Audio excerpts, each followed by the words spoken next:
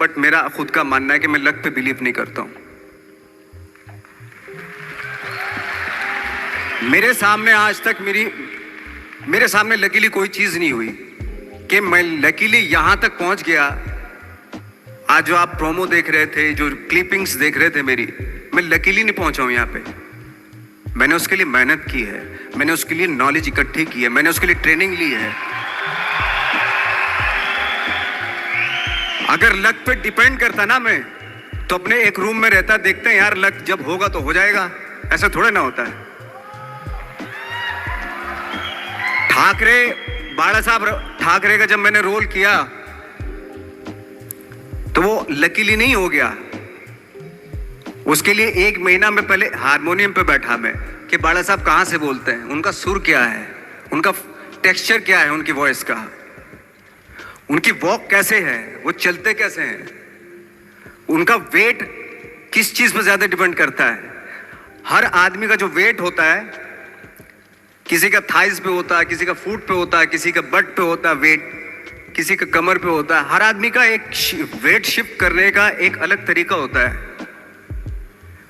तो हम लोग इतनी डिटेल में जाते थे कि बाला साहब किन चीजों पे वेट कर रख के चलते हैं, ऐसे चलते हैं, कोई या तो ऐसे चलते हैं या ऐसे चलते हैं, ये इस तरह की बहुत सारी डिटेल होती है। जब आप जाते हैं तो बहुत सारी चीजें पता चलते हैं। मेरे सामने इतने चैलेंज थे जब मैं बाला साहब का रोल कर रहा था, तो वो मिमिक्री भी नहीं होनी चाहिए, कॉपी भी ना हो। जैसे अमूमन अक्सर होता है जब हमारे यहाँ बायोग्राफी की जाती है तो हम कॉपी कर देते हैं उसकी। कॉपी करना मतलब अगर हम किसी की कॉपी कर रहे हैं या मिमिक्री कर रहे हैं तो वो वीकनेस समझी जाती है कि आप वीक एक्टर हो।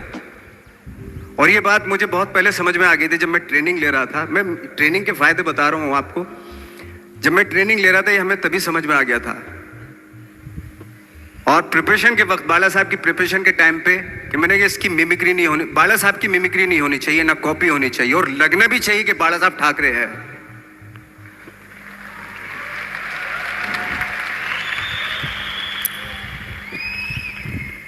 क्योंकि चैलेंज ये था कि हजारों लाखों वीडियोस हैं बाला साहब ठाकरे के, हर आदमी ने देखे हुए हैं, सब ने देखे कि बाला साहब कैसे बोलते हैं, कैसे हाथ को ऐसे ले जाते हैं। एक बार ये हुआ था कि मैं जब इसकी शूटिंग कर रहा था,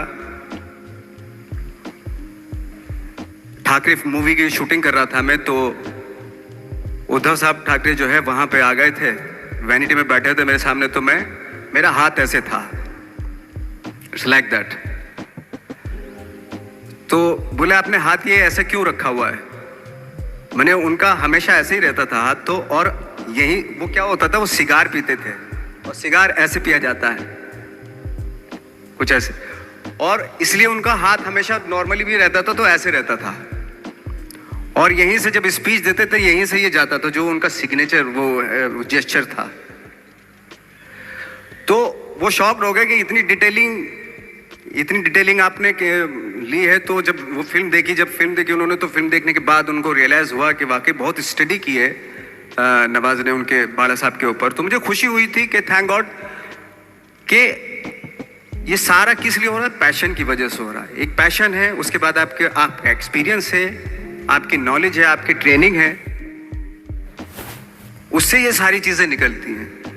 लाइक मंटो, ये जितने भी कैरेक्टर्स हुए वो सब हवा में नहीं हुए या लकीली नहीं हो गए।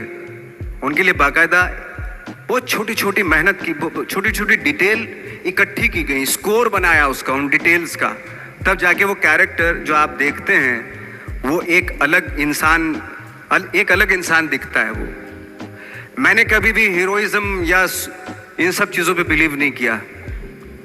जब आज मुझे बोलते हैं कि तुम तो स्टार हो, मैं सच आज भी मुझे यकीन नहीं होता कि मैं स्टार हूं। मुझे लगता है कि मैं एक्टर ही हूं, और मैं आज भी ढूंढने की कोशिश कर रहा हूं, नई नई डिटेल्स ढूंढने की कोशिश कर रहा हूं कैरेक्टर्स की।